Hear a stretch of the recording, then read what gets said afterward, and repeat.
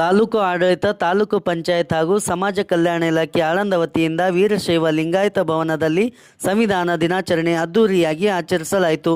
ಆಳಂದ ಪಟ್ಟಣದ ಪ್ರಮುಖ ಬೀದಿಯಲ್ಲಿ ರಾಷ್ಟ್ರಧ್ವಜ ಪ್ರದರ್ಶನದೊಂದಿಗೆ ಸಂವಿಧಾನ ಪುಸ್ತಕ ಜಾಥಾ ನಡೆಯಿತು.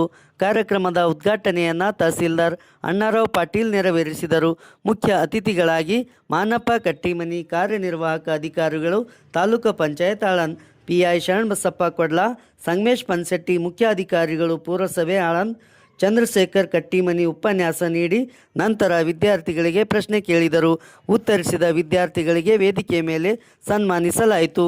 ಈ ಸಂದರ್ಭದಲ್ಲಿ ಸಮಾಜ ಕಲ್ಯಾಣ ಇಲಾಖೆಯ ಸಹಾಯಕ ನಿರ್ದೇಶಕರಾದ ವಿಜಯಲಕ್ಷ್ಮಿ ಹೋಳ್ಕರ್, AD ಯಲ್ಲಪ್ಪ ಇಂಗ್ಳೆ, ಕ್ಷೇತ್ರ ಶಿಕ್ಷಣಾಧಿಕಾರಿಗಳಾದ ರಂಗಸ್ವಾಮಿ ಶೆಟ್ಟಿ, ಹಿರಿಯ ದಲಿತ ಮುಖಂಡರಾದ ದಯಾನಂದ್ ಸೇರಿಕರ್, ಪಾಂಡುರಂಗ್ ಮೊದಲೆ, ದಿಲೀಪ್ ಸಿರ್ಸಾಗರ್, ಬಾಬುರಾವ್ ಚಿಚಗೋಟಿ, ಜೈಭೀಮ್ ದೊಡ್ಮನಿ, ಶಶಿಕಾಂತ್ ಸಿಂಗೆ, ಫಯಾಜ್ ಪಟೇಲ್, ಅಬ್ದುಲ್ ಖಾದರ್, ಅರವಿಂದ್ ಬಾಸ್ಗಿ, ಲಿಂಗಣ್ಣ ದೊಡ್ಮನಿ, ರಮೇಶ್ ಬಾತ್ರೆ, ಬಾಬುರಾವ್ ಮಡ್ಡೆ, ಡಾಕ್ಟರ್ ಪ್ರೇಮಿಳಾ ಅಂಬಾರಾಯ್, ಸರ್ಕಾರಿ ಪ್ರಥಮ ದರ್ಜೆ ಕಾಲೇಜು ಪ್ರಾಚಾರ್ಯರು ಆಳಂದ್, ವಿವಿಧ ಶಾಲಾ ಕಾಲೇಜುಗಳ ಶಿಕ್ಷಕರು ಮತ್ತು ವಿದ್ಯಾರ್ಥಿಗಳು ಉಪಸ್ಥಿತರಿದ್ದರು.